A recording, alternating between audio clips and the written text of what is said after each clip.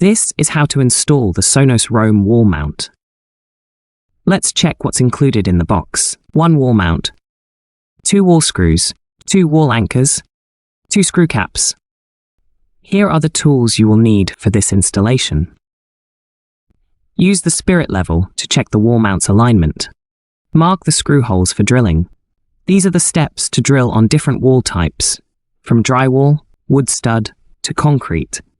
You can pause the video at any point to get a better understanding of how to drill your wall.